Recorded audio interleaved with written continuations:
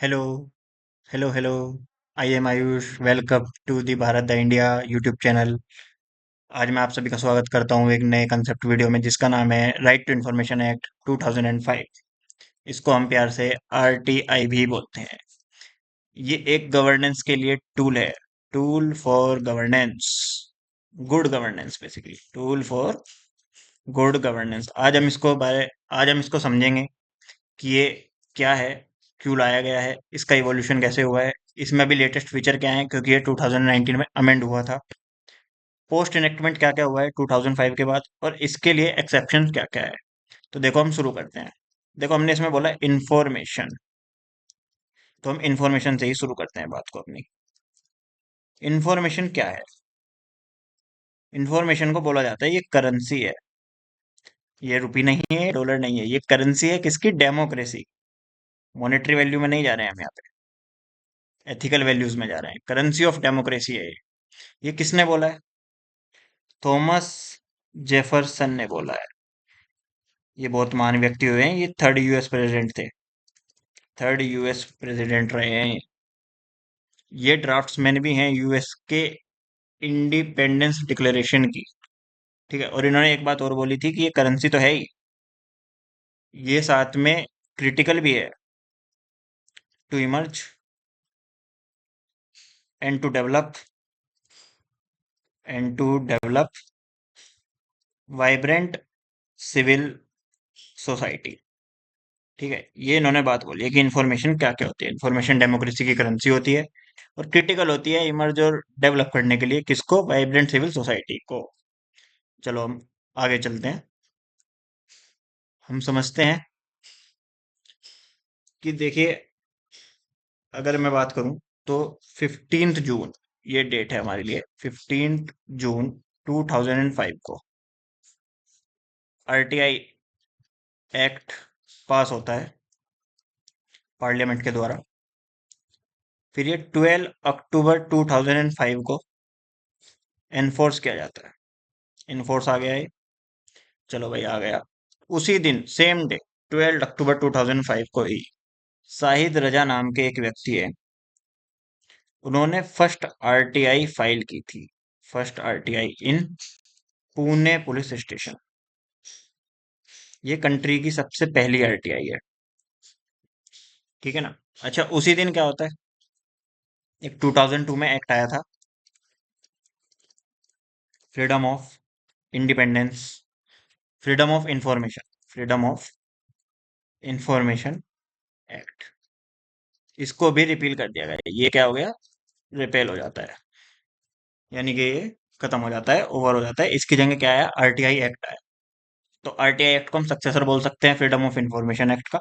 लेकिन हाँ, एक चीज और भी है, फ्रीडम ऑफ इंफॉर्मेशन एक्ट कभी इन्फोर्स नहीं हुआ है, नॉट इन्फोर्स, क्योंकि ये कभी नोटिफाई ही नहीं हुआ। Not notified. इसको प्रेसिडेंशियल एसेंट थी बट ये कभी नोटिफाइड ही नहीं। ठीक है, चलो भाई आगे चलते हैं। या यहीं से एक बात और समझते हैं कि आरटीआई जो है, राइट टू इन्फॉर्मेशन जिसको हम बोल रहे हैं, वो इम्प्लिसिट भी है कॉन्स्टिट्यूशन के अंदर। एक्सप्लिसिटली मेंशन नहीं है बट इम्प्लिसिट है। कहाँ पे है? Under article 19(1)(a)। इसके तहत ये इम्प्लिसिट इम्प्लिसिट है। क्या बोलता है वो? फ्रीडम बोलता है स्पीच और एक्सप्रेशन की। तो ये फ्रीडम ऑफ एक्सप्रेशन के अंदर आता है। फ्रीडम ऑफ एक्सप्रेशन के अंदर ये आता है। ठीक है, ये कब बोला गया? ये यूपी वर्सेस राजनारायण केस में 1976 में सुप्रीम कोर्ट ने बोला। किसने बोला है? सुप्रीम कोर्ट ने बोला है। क्या बोला है? कि RTI is integral part, integral part of freedom of expression under 19(1)(a) of Indian constitution. ठीक है, चलो भाई अब हम समझेंगे। वाट हमने समझा, अच्छे से नहीं समझा होगा, धीरे धीरे समझ में आ जाएगा इसी वीडियो के अंदर जब हम थोड़ा और डिटेल में जाएंगे। ठीक है, वाई को समझते हैं कि क्यों लाया गया है ये। Why, objectives, purpose. ठीक है, इसको अभी हम देखते हैं। चलो भाई देखते हैं। सबसे पहला क्या काम करना था? प्रैक्टिकल रिजीम सेट करनी है। Practical regime, of securing information, of securing information as what matter of right, यानी कि इंफॉर्मेशन एक राइट होना चाहिए। इंफॉर्मेशन को सिक्योर करना, सिक्योर करना यानी कि प्राप्त करना, कलेक्ट करना, यूज करना for betterment of the country, ये should be matter of right. Second thing, empower citizen, empower citizen. अब सिटीजन्स को कैसे एम्पावर करेंगे? देखो आरटीआई आया, यानी कि इन्फॉर्मेशन का एक्सेस मिलेगा, तो यानी कि सिटीजनरी इन्फॉर्म होगी आपकी, सिटीजनरी इन्फॉर्म होगी, इन्फॉर्म होगी तो क्या होगी? वो गवर्नमेंट को ट्रांसपेरेंट होने पे मजबूर करेगी कि ट्रांसपेरेंट रहे, ट्रांसपेरेंट एंड अकाउंटेबिलिटी को ये इंश्योर करेगी, क्योंकि अब हमारी सिटीजन्स जागरूक है, उसके पास नॉलेज है। ठीक है, तो एक पॉइंट वैसे तो यहाँ से भी बन जाता है, अलग लिख सकते हो कि प्रमोट करेगी transparency and accountability in governance. आगे,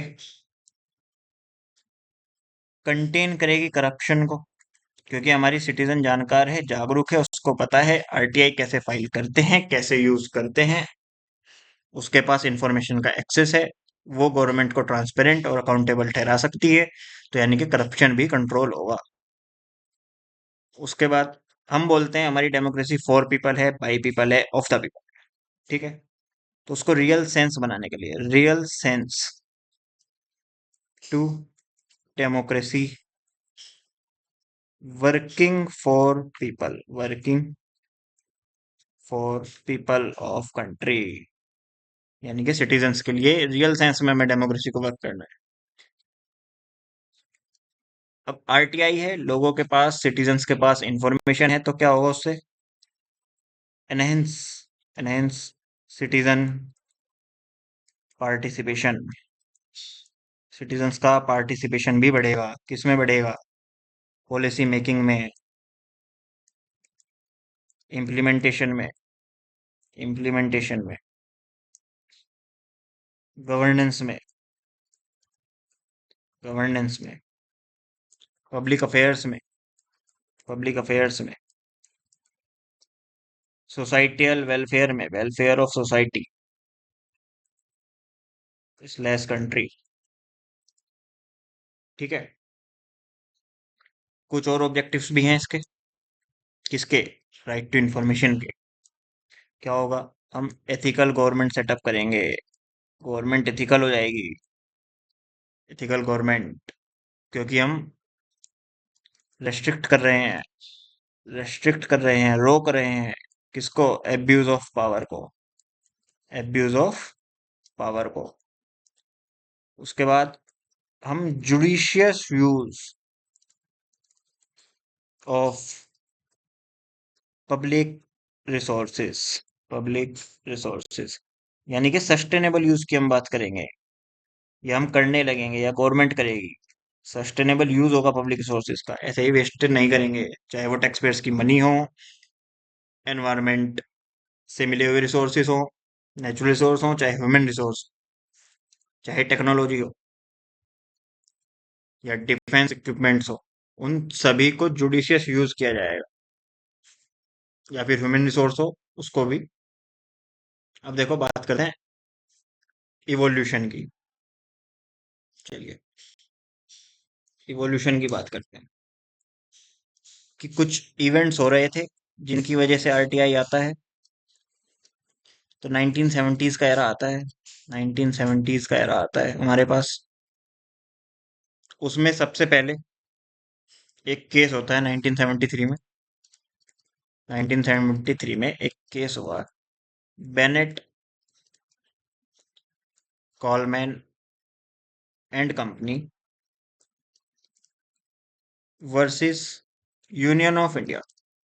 इस केस में सुप्रीम कोर्ट ने क्या कहा? इस केस में सुप्रीम कोर्ट कहता है कि freedom of press, freedom of press indisputably, कोई डिस्प्यूट नहीं होगा इस सेंटेंस में, क्या करती है? मेंट कर रही होती है फ्रीडम ऑफ प्रेस इनडिस्प्यूटेबली, क्या? Right of all citizen, right of all citizen of what?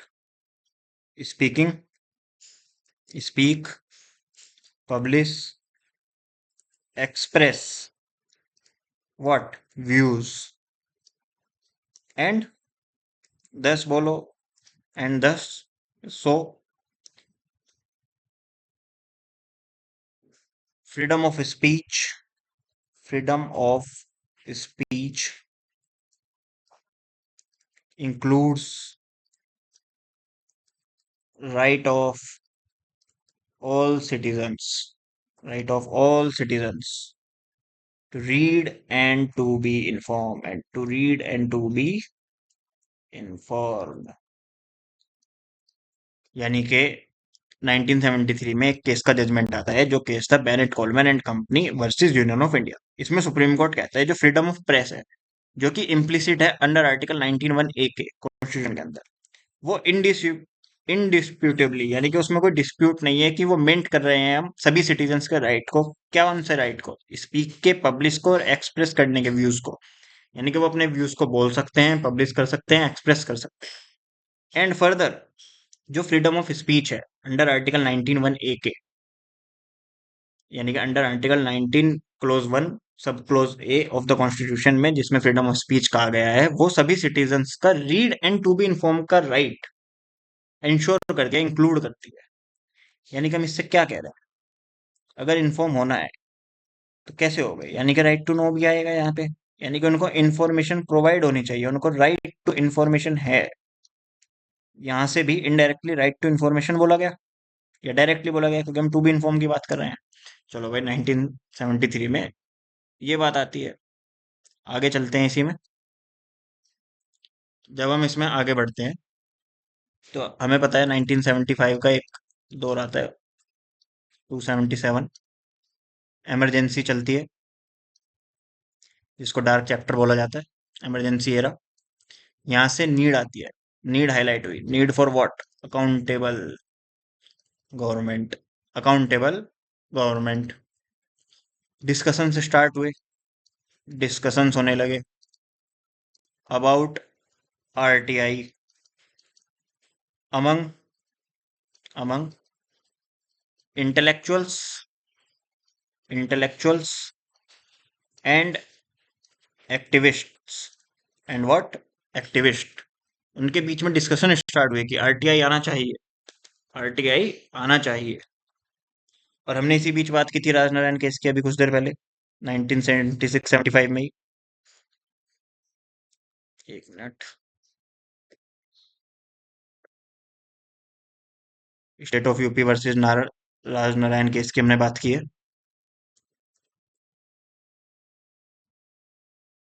State of UP versus Rajnarayan, इसमें हमने बोला क्या कि सुप्रीम कोर्ट ने बोला था कि जो आरटीआई है वो इंटीग्रल है, किससे, फंडामेंटल राइट से।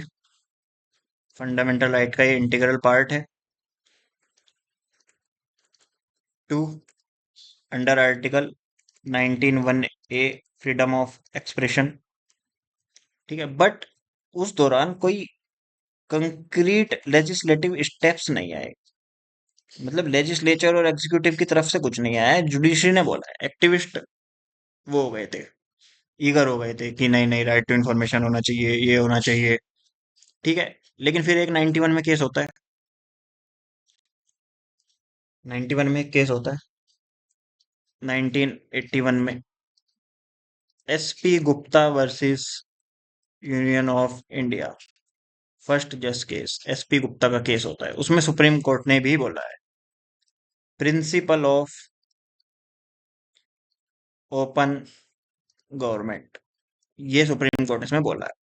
इसके तहत क्या कहना चाह रहे हैं हम कि right to know, right to know भी इम्प्लिसिट है, किसमें, अंडर आर्टिकल 19(1) ए में। ठीक है, राइट टू नो भी इम्प्लिसिट है।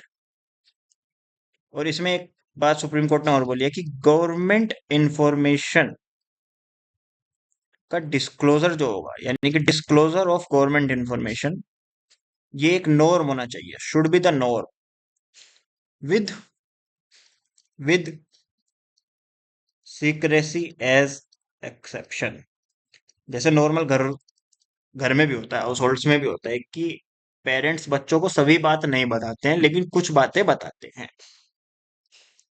अपने बिजनेस से रिलेटेड, अपने घर से रिलेटेड, मार्केट से रिलेटेड, या कोई उनको स्ट्रेस है उससे रिलेटेड, तो कुछ बातें छुपाई जाती हैं, कुछ बातें बताई जाती हैं। वो बच्चे भी करते हैं एक एज में आके, टीनेजर्स जो होते हैं, कि वो सभी बात घर पे नहीं बताते। ठीक है। तो आप इसको इस हिसाब से समझे कि हाँ, बताना जरूरी है, राइट टू इन्फॉर्मेशन होनी चाहिए, बट सीक्रेसी भी होनी चाहिए। बिल्कुल ओपन भी नहीं होते। बिल्कुल अगर ओपन हो गए तो भी खतरा है। अब देखो 1984 में एक केस होता है, बल्कि इंसिडेंट होता है, केस क्या, अनफॉर्चुनेट था वो। भोपाल गैस ट्रेजेडी हो जाती है। भोपाल गैस ट्रेजेडी कहाँ पे होती है? Union carbide, union carbide India limited में। ये एक पेस्टिसाइड का प्लांट था, पेस्टिसाइड प्लांट था। वहां पे डेंजरस गैस एक्सपोज हो गई, उसमें लाइफ अफेक्ट हो गई, वहां की आसपास के एरिया की, भोपाल की, बहुत ज्यादा, आज तक भी इम्पैक्ट है उनका। तो इसमें हमें केस के अंदर नहीं जाना है, लेकिन इससे हम ये समझते हैं कि बहुत सारे एनजीओज ने, वेरियस एनजीओज थे जिन्होंने पिटीशन फाइल की, पिटीशंस डाली, किसमें डाली? सुप्रीम कोर्ट में। कि डिमांड है, डिमांड कर रहे थे वो कि ट्रांसपेरेंसी होनी चाहिए, demanding transparency, transparency in environment related, related concerns, इनमें ट्रांसपेरेंसी होनी चाहिए। तो इसका कुछ इम्पैक्ट हुआ, क्योंकि ये बहुत बड़ा केस था। तो भोपाल गैस ट्रेजेडी का जब इम्पैक्ट हुआ, जब ये इतनी पिटीशन फाइल्ड हुई, तो इसका एक इम्पैक्ट हुआ है। क्या हुआ? 1986 में, जिसको कहते हैं ईपीए आता है, environment protection act, environment protection act, सबसे number one. Factories act amend किए गए, फैक्ट्रीज एक्ट को अमेंड किया गया। अमेंड करके क्या गया कि स्ट्रिक्ट लाइसेंसिंग आई, strict licensing, regulatory monitoring, regulatory monitoring strict की गई सभी, प्रोजेक्ट मॉनिटरिंग। ठीक है। इंडस्ट्रियल सेफ्टी, इंडस्ट्रियल सेफ्टी, ये सभी किससे आया? फैक्ट्रीज एक्ट से आया। फिर 1991 में इसी के चलते पब्लिक लायबिलिटी इंश्योरेंस एक्ट आता है। ह्यूमन राइट्स को एम्फेसिस किया गया बहुत, एनवायरमेंट जस्टिस पे बहुत एम्फेसिस किया गया उस टाइम पे। ये भी देखो ना, बहुत सारे एक्ट आए हैं, बायोलॉजिकल डाइवर्सिटी एक्ट भी आया है 2002 में। Corporate accountability, basically social accountability की बात हो रही है यहाँ पे। कॉरपोरेट की कौन सी अकाउंटेबिलिटी? Social accountability. ठीक है ना, एक वो भी आती है। तो देखो, एक भोपाल गैस ट्रेजेडी होती है, अनफॉर्चुनेट इंसिडेंट, उसकी बदौलत हमने कितनी प्रोग्रेस किया। मतलब अनफॉर्चुनेट था, बट यस, मैं आज भी कहूंगा आज भी अनफॉर्चुनेट है, लेकिन वो हुआ तो उसकी वजह से एनवायरमेंट प्रोटेक्शन एक्ट हम स्ट्रिक्ट हो गए। ये एक वो अप्रोच नहीं थी कि हम प्रोएक्टिव अप्रोच है, नहीं। अगर ये प्रोएक्टिव अप्रोच होती तो भोपाल गैस ट्रेजेडी होती ही नहीं। ये तो हम रिएक्शनरी अप्रोच पर थे उस समय। ठीक है, ये सब हो रहा था। अब बात करते हैं 1990, इवोल्यूशन की हम बात कर रहे हैं, तो 1990 के अंदर मजदूर किसान शक्ति संगठन, संगठन, इसको हम बोलते हैं MKSS। यहाँ से एक मूवमेंट चलता है, ये चलता है राजस्थान के अंदर। और बेसिकली मूवमेंट भी क्या है, इसको समझते हैं हम। ये एक फाइट से स्टार्ट हुआ था। इलीगली कम्युनिटी लैंड को हेल्ड कर लिया गया था एक फ्यूडल लैंडलॉर्ड के जरिए। तो वहां पे एक फाइट होती है। जब वहां पे एक फाइट होती है तो वो सुप्रीम कोर्ट में केस जाता है, या कोर्ट में केस जाता है, जस्टिस के लिए केस जाता है वो। जब वो केस गया तो उसमें कुछ बातें और निकल के सामने आई कि मिनिमम वेजेस भी नहीं मिल रहे हैं वर्कर्स को, जो कि स्टेट एम्प्लॉयमेंट स्कीम के अंडर काम कर रहे हैं।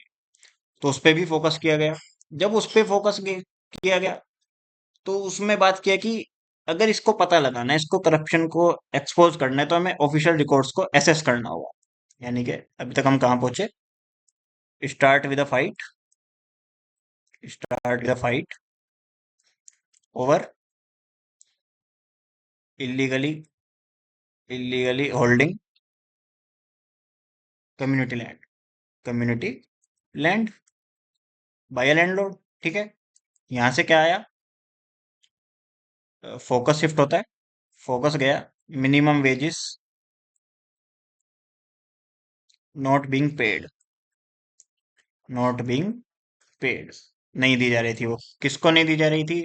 वर्कर्स को। किस में काम कर रहे थे वो? स्टेट एम्प्लॉयमेंट स्कीम के अंडर वो काम कर रहे, स्टेट एम्प्लॉयमेंट स्कीम में। ठीक है, तो यहाँ से जो उसमें एक्टिविस्ट जुड़े हुए थे इस संगठन के साथ, जो ये संगठन था, तो इसने बोला कि एसेस करना चाहिए हमें ऑफिशियल रिकॉर्ड्स को, ऑफिशियल रिकॉर्ड्स को। अगर हम एसेस करेंगे तो हमें पता चलेगा कि वेजेस क्यों नहीं दिए गए, wages not being paid why, not being paid why, ऐसा क्यों हो रहा है। एंड हम इससे क्या कर पाएंगे? एक्सपोज कर पाएंगे एनमलीज को। देखते ही देखते ये बात कहाँ से, आप क्या लग रहा है ये किसकी बात कर रही है? ये इंफॉर्मेशन की बात कर रही है। ये अब हम इंफॉर्मेशन पे आ गए कि हमें इंफॉर्मेशन चाहिए। ठीक है, चाहिए भाई, इंफॉर्मेशन हमें चाहिए। हमने इसकी बात की, तो आगे चलते हैं। इसी केस से क्या हुआ? जब हम इस केस को बात कर रहे हैं, हमने इसका बैकग्राउंड समझा कि क्या था। तो यहाँ से एक बात देखो कि ग्रास रूट कैंपेन स्टार्ट हो जाती है। ग्रास रूट कैंपेन किसके लिए? आरटीआई के लिए बिगन हो गई यहाँ से। जब ये यहाँ से बिगन हुई तो लोकल गवर्नमेंट के रिकॉर्ड्स पे वो था। यहाँ से एक जन सुनवाई होती है, इनोवेट, इनोवेट किया गया कि जन सुनवाई करेंगे भाई। जन सुनवाई होने से क्या होता है कि हम गैल्वनाइज या एकत्रित कर पाएंगे किसको? Support for transparency, support for transparency, इसको हमें गैल्वनाइज करना था वाया जन सुनवाई। चलो भाई, ये भी हुआ। यहाँ पे एक चीज और डेमोन्स्ट्रेट की गई, आगे लिखते हैं, आगे बात करते हैं इसकी, थोड़ा सा चलते हैं ऊपर। क्या किया गया?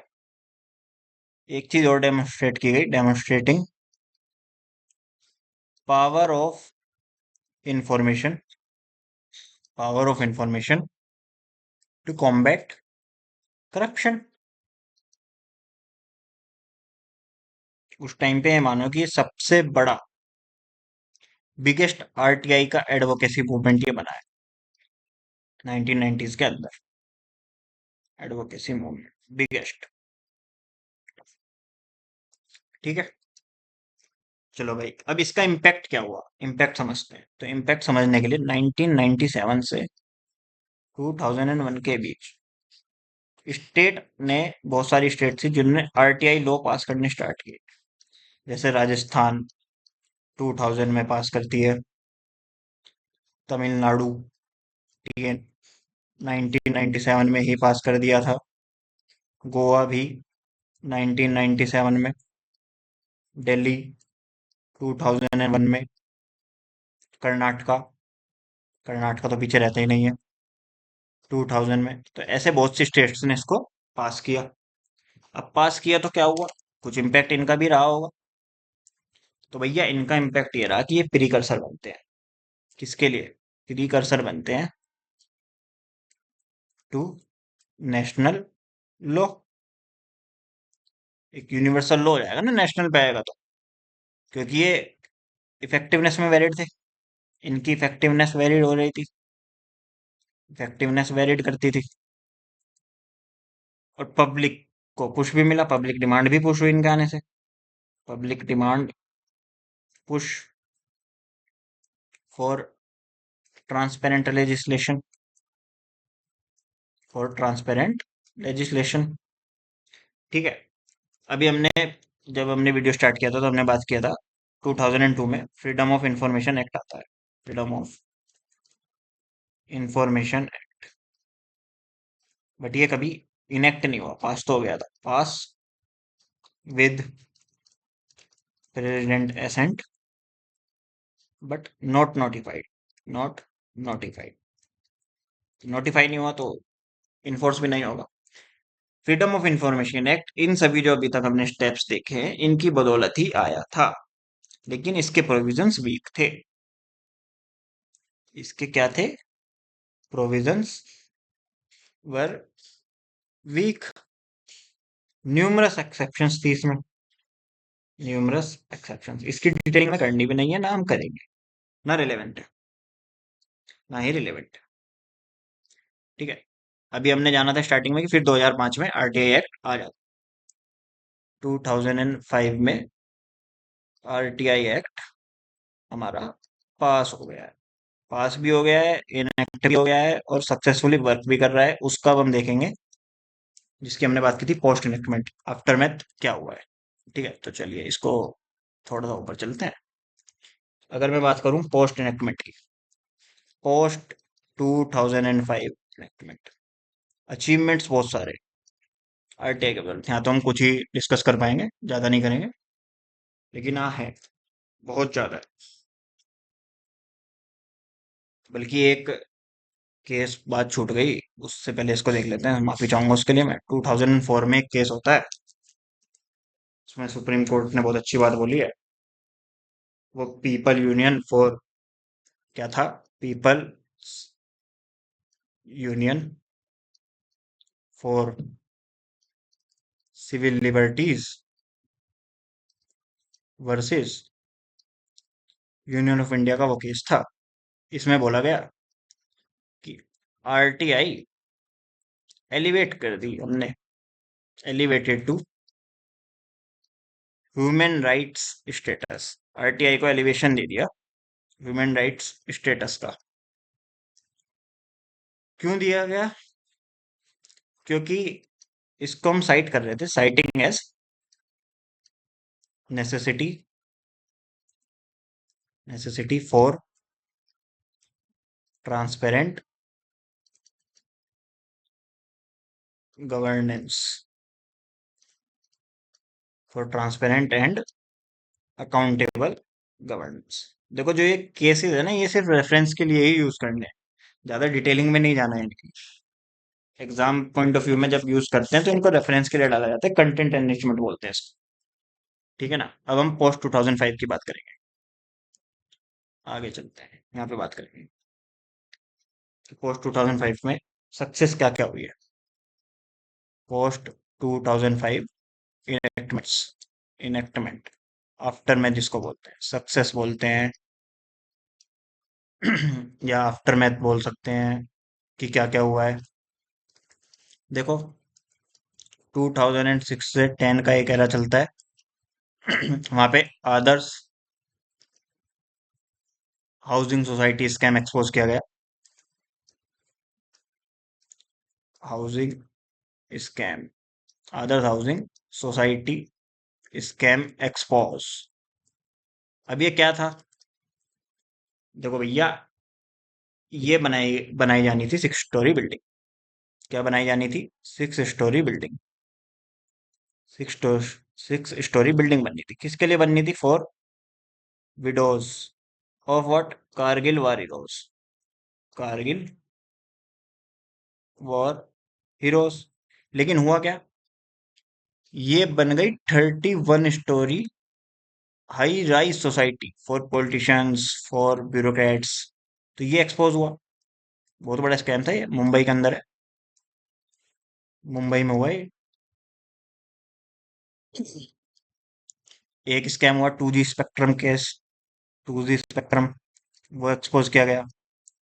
2G स्पेक्ट्रम एलोकेशन, वो एक्सपोज होता है। ये सक्सेस की बात कर रहे हैं हम। एक था Indian red cross society scam, society scam. ये एक स्टैट्यूटरी बॉडी थी, ये एक स्टैट्यूटरी बॉडी थी जिसने मिसयूज किए थे फंड्स को, मिसयूज कर रही थी वो फंड्स। कौन से फंड्स? जो कि रिजर्व रखे गए थे कारगिल वार रिलीफ के लिए। Misusing funds reserve for Kargil war relief, Kargil war relief. ठीक है, चलो भैया, ये हो गया। इसके बाद इसी में अगर मैं बात करूं तो कुछ चैलेंजेस भी आ रहे थे हमारे सामने। चैलेंजेस देख लेते हैं। बैकलॉग्स थी, किसमें थी? इंफॉर्मेशन कमीशंस में, आईसीज बोलते हैं उनको। यहाँ पे लिख देता हूँ, इंफॉर्मेशन कमीशंस। इसकी चर्चा करेंगे क्या होता है ये आने वाले वीडियो में, लेक्चर में। रेजिस्टेंट ब्यूरोक्रेसी, ये 2006 से 10 तक की ही डिटेलिंग हुई है अभी। अब बात करते हैं एक्सपेंशन की, 2011 से क्या क्या हुआ है। जुडिशियल इंटरवेंशन क्या करेगी? जुडिशियल इंटरवेंशन एंड एक्सपेंशन, क्या क्या हो रहा था उसकी बात कर लेते हैं। ठीक है ना? देखो, एक अनफॉर्चुनेट वर्क हुआ 2011 में। सहला मसूद, सहला मसूद का एसेसिनेशन हो, एसेसिनेशन। ये कौन थी? आरटीआई एक्टिविस्ट थे, आरटीआई एक्टिविस्ट। ठीक है, तो इससे क्या हुआ ना कि रिस्क आ जाता है। इसका क्या हुआ? Risk, involving risk to info seekers, info seekers. ठीक है, उनके लिए रिस्क आ गया भाई। एसेसिनेशन हो गया है सैला मसूद का। बड़ी बात थी उस टाइम पे, 2013 में। अब हो तो रहा था लेकिन इवोल्व भी हो रहे थे। 2013 में पॉलिटिकल पार्टीज को, जो पॉलिटिकल पार्टीज हैं, उनको पब्लिक अथॉरिटी बोला गया। क्या बोला गया? पब्लिक अथॉरिटी होगी अभी, public authorities under RTI act. Political parties भी पब्लिक अथॉरिटी होंगी अंडर आरटीआई एक्ट। 2018 में एक ओएसए करके एक्ट है हमारे पास, 1923 का। वो क्या है? ऑफिशियल्स सीक्रेट एक्ट है वो। क्या है? Official secret. इसमें सुप्रीम कोर्ट कहता है कि ये आप इसको यूज नहीं कर सकते हो, can not use to suppress legitimate criticism of government. Government ने इसका बहुत यूज किया है।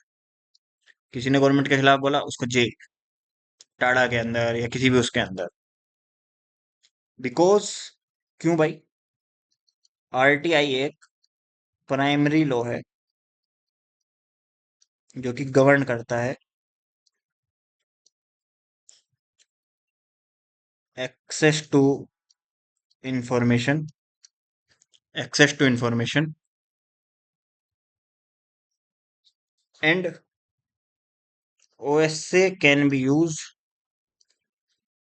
OSA can be use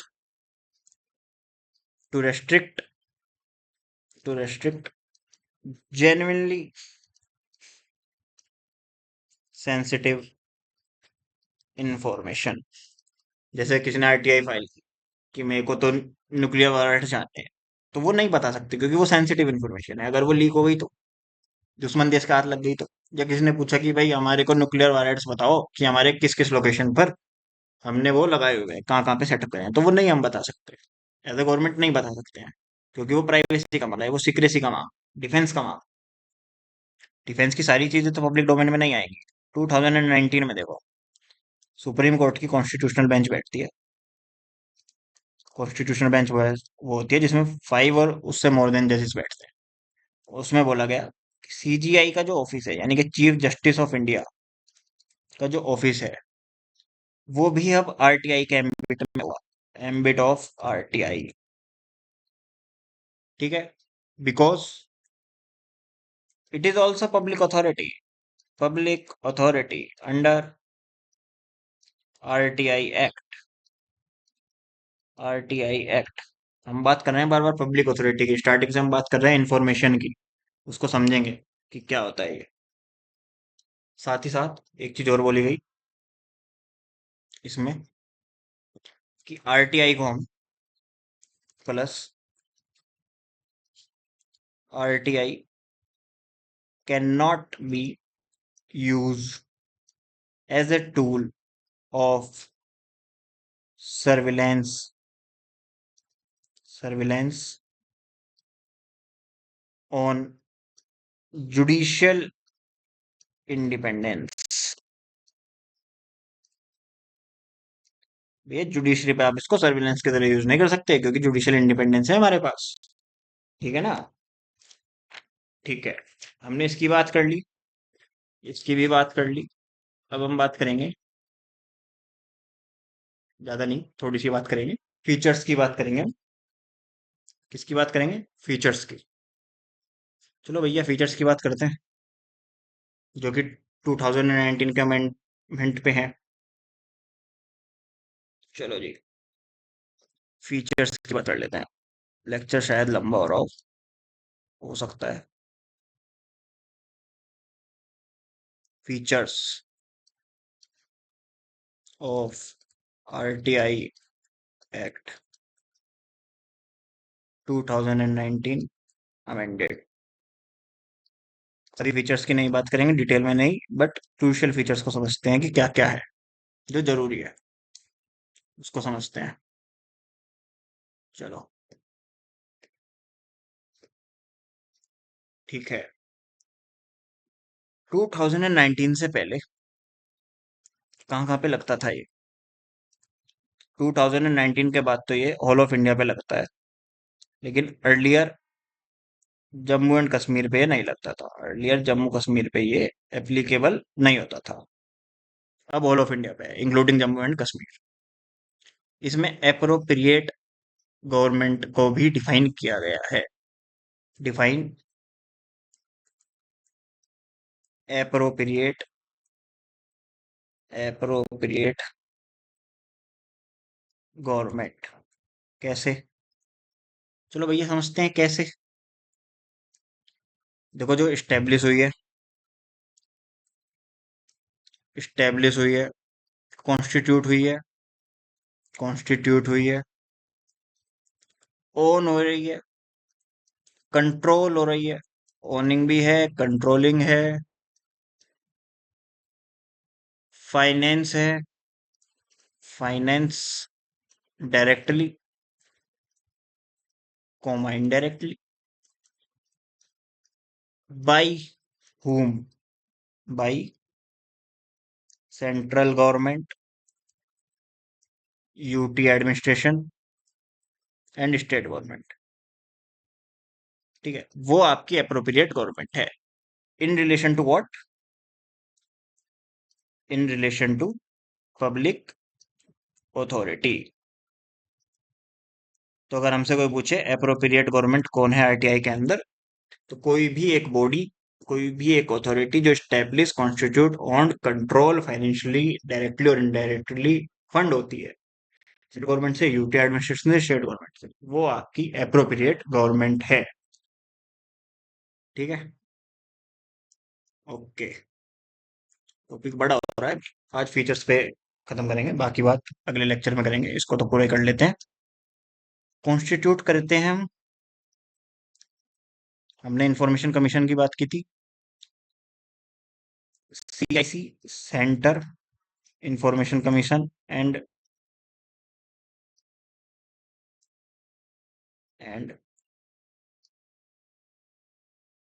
SIC, state information commission, यानी कि सेंटर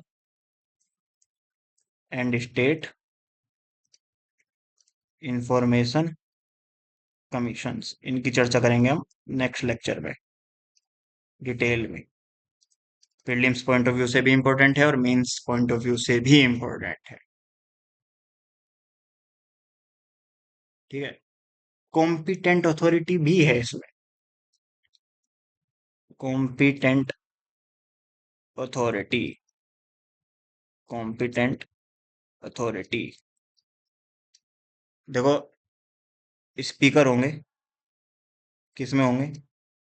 लोकसभा के अंदर, जिसको हाउस ऑफ पीपल भी बोलते हैं।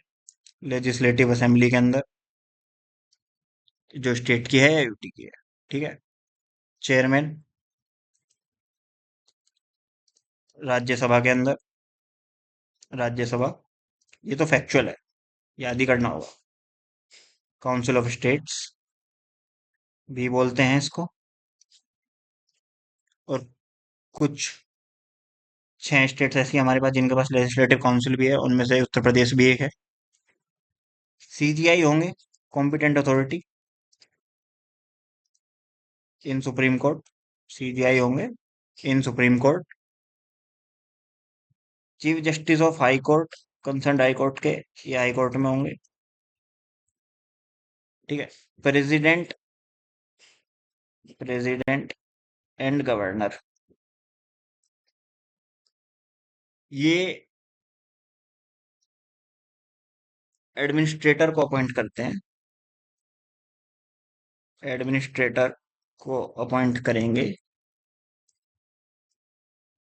As per under article 239 of constitution.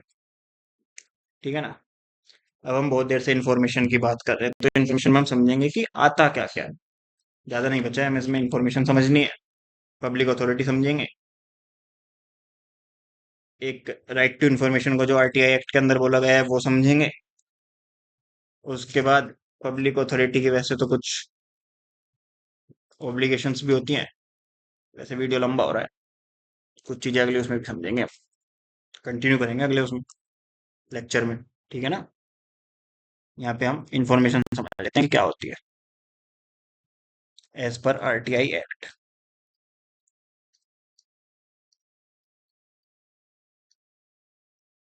क्या होती है इंफॉर्मेशन?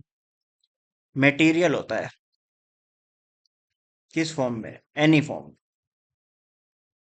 किस फॉर्म में? Any form. अब मटेरियल में क्या क्या आता है? रिकॉर्ड्स, ईमेल्स, ओपिनियंस, जितना सोच सकते हो सोचो, documents, memos, advice, press release. दिमाग लगाओ, क्या क्या रिलीज करती है government? Circulars, orders, samples, logbook, plus e data, यानी कि जो डेटा इलेक्ट्रॉनिक फॉर्म में है वो, plus private body info. Private body info, which private body? जो कि एसएस की गई है, access by public authority under any law. Under any law, ये आपकी होती है information. Records, emails, opinions, document, memo, advice, press release, circular, contracts, modules, models, logbooks, e data, private body की इंफॉर्मेशन।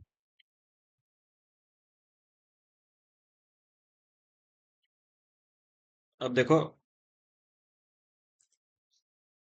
राइट टू इंफॉर्मेशन क्या है as per RTI act?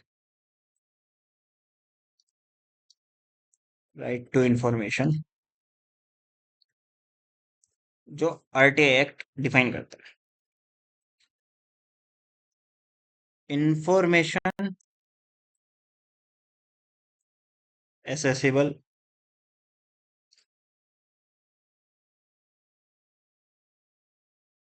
Accessible under RTI act